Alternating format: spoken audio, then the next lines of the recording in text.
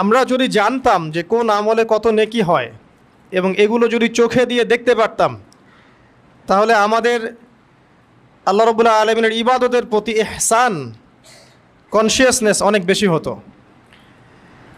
ইসলামের মৌলিক প্রশ্নগুলোর মধ্যে একটা হচ্ছে ইসলাম কাকে বলে, ঈমান কাকে বলে, ইহসান কাকে বলে।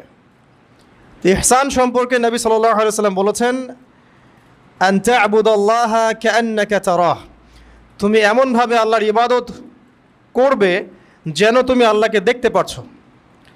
ওয়া ইল্লাম তাকুন তারাহু ফাইন্নাহু ইয়ারাক, তুমি যদি আল্লাহকে দেখতে না পাও তাহলে বিশ্বাস করবে, চিন্তা করবে যে আল্লাহ তোমাকে দেখছেন। এই কনসিয়াসনেসের নাম হচ্ছে ইহসান।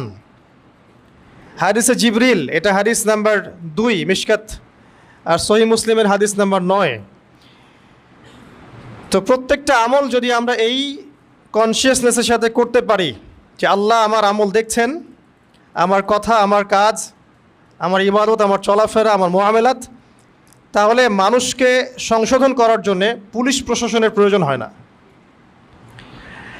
মানুষ যদি এতটুকু চিন্তা করতে পারে যে আমার প্রতিটা কাজ আল্লাহ দেখছেন, আমার ওঠা বসা, আমার চলাফেরা, আমার রাতের অন্ধকারের গোপন পাপ, আমি মানুষের কতটুকু হক নষ্ট করেছি, কোথায় নেশা করেছি, কোথায় নাউজুবিল্লাহ জিনা করেছি, কোথায় কোথায় নামাজ পড়ি নাই, কোন কোন নামাজ বাদ দিয়ে দিয়েছি, কত কত বছর রোজা রাখিনি, কোথায় সিনেমা দেখেছি, কি করেছি না করেছি, যদি এতটুকু বিশ্বাস থাকে যে আল্লাহ আমাকে দেখেছেন, তাহলে ইনশাআল্লাহ সেই ব্যক্তি আল্লাহর দিকে ফিরে আসবে, তওবা করবে।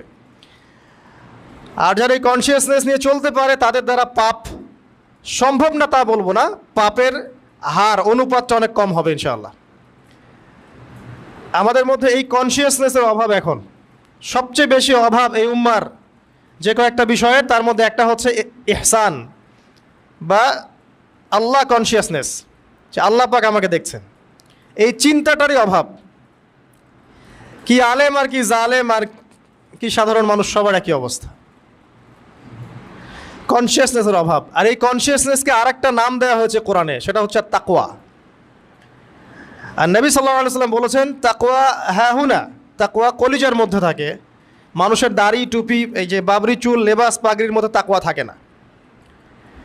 আপনার কাছে মনে হতে পারে এই ব্যক্তির তাকওয়া অনেক ভালো, দাড়িটা অনেক লম্বা, পাগড়ি অনেক সুন্দর, জুব্বা অনেক সাদা, কিন্তু আল্লাহ রাব্বুল আলামিনের কাছে ওই ব্যক্তি কতটুকু মুত্তাকি সেটা শুধু আল্লাহ জানেন। ইন্না আকরামাকুম ইনদাল্লাহি আতকাকুম, তোমাদের মধ্যে সবচেয়ে মুত্তাকি কে সেটা শুধু আল্লাহ পাক জানেন। আর আল্লাহ পাকের কাছে সম্মানের মানদণ্ড হচ্ছে এই তাকওয়া। ইন্না আকরামাকুম ইনদাল্লাহি আতকাকুম, প্রত্যেকটা কাজ এই কনসিয়াসনেস নিয়ে করা যে আল্লাহ আমাকে দেখছেন, ব্যাস। যদি খুতবার সব কিছু ভুলে যান, আজকে এতটুকু মনে থাকে যে খুতবায় শুনেছি, জীবনে প্রতিটা কাজ করব, চলবো, ফিরবো, উঠা বসা করব, এতটুকু মনে করব আল্লাহ আমাকে দেখছেন, যথেষ্ট। খুতবা লম্বা করার প্রয়োজন নাই। আর খুতবা শুনে যাচ্ছেন সপ্তাহের পর সপ্তাহ, ওয়াজ মাহফিল, জলসা, লেকচার শুনছেন ইউটিউবে, বই পড়ছেন, কিন্তু এই কনসিয়াসনেসটা না থাকলে আপনার এই সব কিছু বৃথা। যার মধ্যে এই সচেতনতা আছে সে ব্যক্তি আল্লাহকে ভয় করে চলতে পারবে ইনশাআল্লাহ। ওমর রাদিয়াল্লাহু আনহুর সময় প্রশাসনিক দায়িত্ব মানুষ দিয়ে যেত, যে আমার কোনো কেসই আসতেছে না,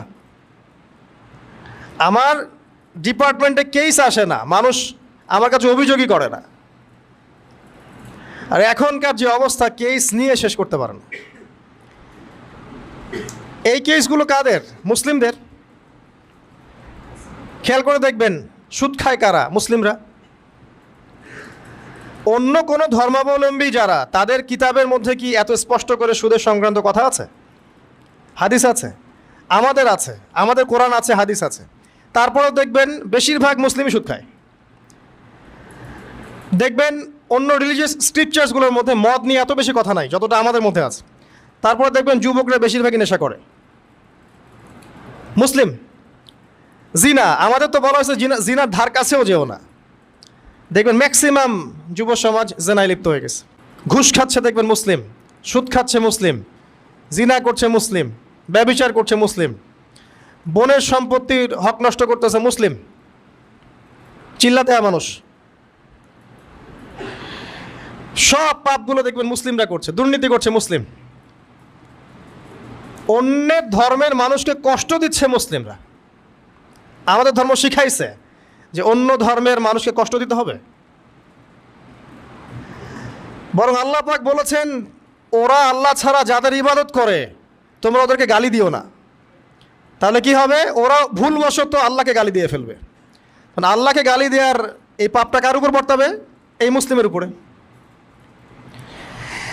মুসলিমদের একটা সমস্যা আছে আমাদের, আমরা মনে করি সব হিসাব নিকাশ দুনিয়াতেই মিটাতে হবে। এটা ঠিক না। সব হিসাব নিকাশ মিটানোর জায়গা দুনিয়া না, এটা শুধু কর্মক্ষেত্র, ফলাফল ক্ষেত্র না। আল্লাহ পাক কিয়ামতের দিন বলে একটা দিন তো রেখেছেন, কে কতটুকু ভালো করলো, কতটুকু মন্দ করলো, কে অন্যায় করেছে, কে ঠিক করেছে, এটা হিসাব আল্লাহ করবেন। সব হিসাব এখানে হবে না, এজন্য মুসলিমরা হতাশ হয়ে যায়। এই দুনিয়াটা শুধু পরীক্ষা ক্ষেত্র।